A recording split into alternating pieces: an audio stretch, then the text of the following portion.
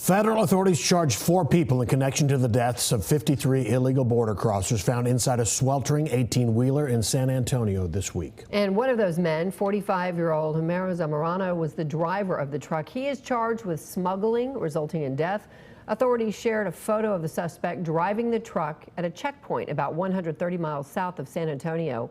Hours later, the discovery was made. Fox 4 Stephen Dial live with the latest on the investigation and also the latest move by the governor. Stephen.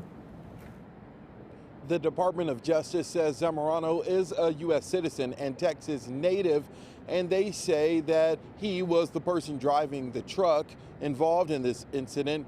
Meanwhile, today, Governor Greg Abbott in Eagle Pass saying that the state will increase truck inspections, claiming that the federal agencies that's tasked to do that is understaffed. We are learning more about where the 18-wheeler carrying dozens of undocumented migrants who were found dead in a trailer came from. Wednesday night, the U.S. Department of Justice announced charges against 45-year-old Homero Zamorano, a U.S. citizen who lives in Pasadena near Houston. He's being charged with smuggling resulting in death. Officials say his description matched a security camera photo shared by Mexican authorities, taken just before 3 p.m. Monday in Encino, Texas, near Laredo.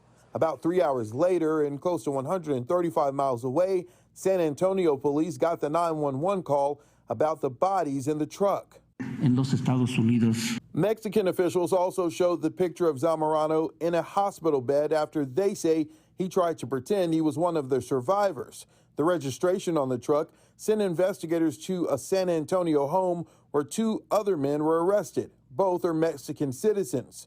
A 4th man was arrested in Palestine, about 115 miles southeast of Dallas, also in connection to the smuggling operation. The truck passed through a border point checkpoint.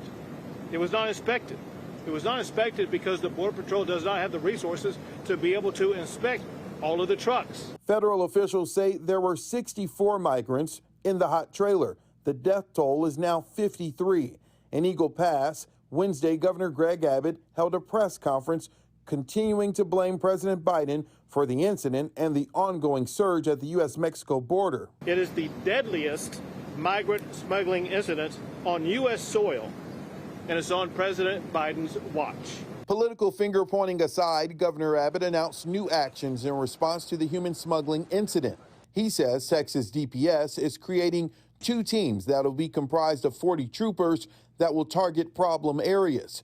Governor Abbott also announced Texas will increase truck inspections with new checkpoints, but would not say where and how many. Our job is to surprise the cartels and the smugglers, not to tell them in advance where we will be. For a short time last spring, the governor ordered increased commercial truck inspections at ports of entry, which caused significant commercial delays.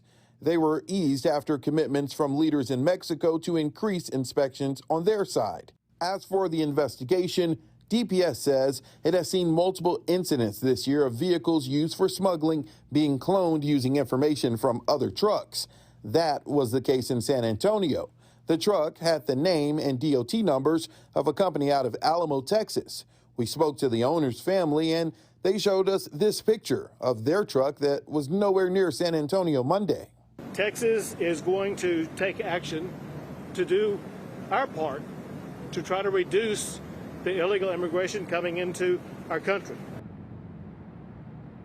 Today, we reached out to 2 federal agencies asking multiple questions to see if they had any updated response either to what the claims Governor Abbott made today or just in response to what has been going on.